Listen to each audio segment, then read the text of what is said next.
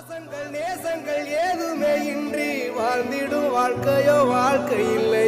பிரிந்தே நாம் வாழ்கின்ற போதிலும் நினைவுகள் நம்மை சேர்த்திடுமே.